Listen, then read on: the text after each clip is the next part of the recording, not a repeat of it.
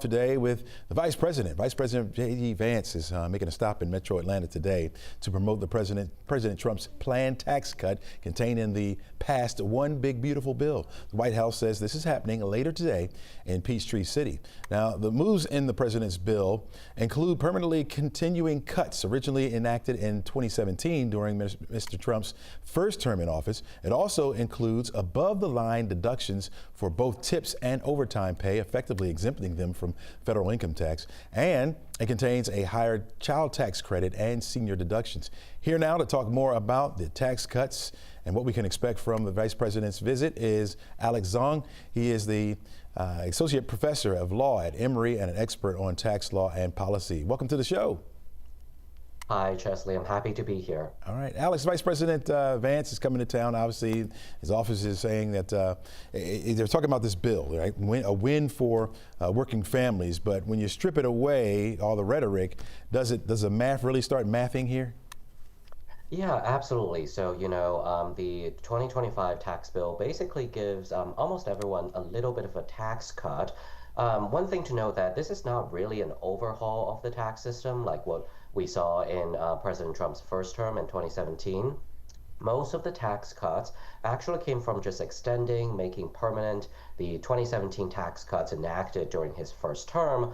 I think the important provisions in the bill are, extension of the lower tax rates, a larger standard deduction, some of the child tax credit stuff, as well as state and local tax deduction, as you mentioned. There was a number of miscellaneous provisions, primarily campaign promises like no tax on tips, no tax on overtime. I think experts have taken a look at this bill.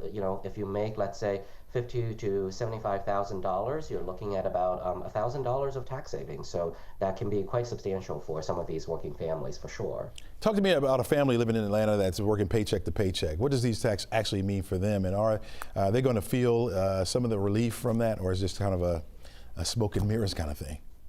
Yeah, I think for a lot of these tax cuts, you have to get the broader picture. So, if you're like a family working paycheck to paycheck, you'll definitely see some tax relief, right? I think you might see a couple $100s of cuts, when you file your taxes. You might see upwards to like $1,000, a couple thousand if you make a little bit more. Of course, the extension of the lower tax rates from 2017 also mean that if you're really wealthy, you can save a lot of money. I think if you make more than $1 million, you're looking at tax savings more like $70,000, right? I also think that it depends on what kind of profession you work in. If you work in a tipped profession, obviously there's good news for you. There's a deduction up to $25,000 per year. If you make up to about $150,000 after that, it starts to phase out a bit. Of course, the limitation is that you have to work in a profession that customarily and regularly receive tips. So, for example, a restaurant or housekeeper in a hotel, that kind of thing. And of course, if you work overtime in like an hourly paid, non-professional kind of job, then you'll also get a deduction on overtime pay up to $12,500. So if you fall under any of these categories, you're going to see a little bit more in tax savings than other people. So we talk about the tax breaks, but we also see cuts in Medicaid and SNAP benefits. Is it essentially taking from one spot and giving it to another? Yeah, I think, the federal bill is going to cut Medicaid spending by quite a bit. So, yeah, if you rely on Medicaid, then yes, you will be seeing some of that benefits cut at some point in the future. And so you're right. You are taking some money, right? You're taking some money from the social welfare programs to a couple of places, right? You're funding the no tax on tips, no tax on overtime. More importantly, you're also funding a very large tax cut to people who are making, to people in the highest marginal tax rate bucket, who make more than $700,000. And of course, one thing about all of these deductions, I always tell my students in class, is that they're upside down subsidies, right? So what I mean by that is that if your family, let's say, you make $30,000, you have $3,000 worth of tipped income, the no tax on tip is actually not worth anything to you because in the federal government, you pay a marginal tax rate of like 0%. You don't care about the deduction.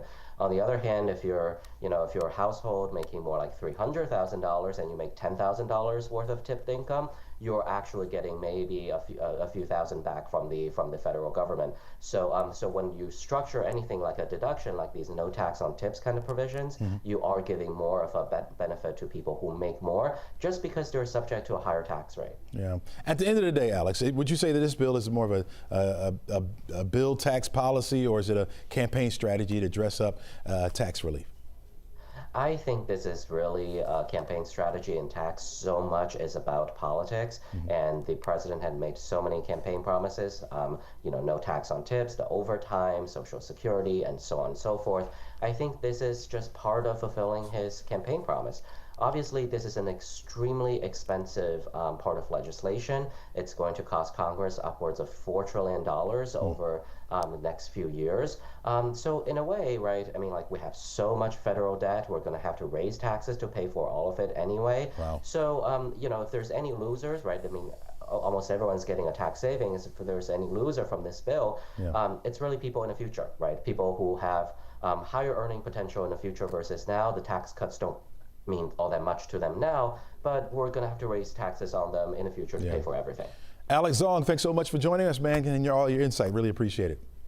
Of course. Thank you so much. Have a great day.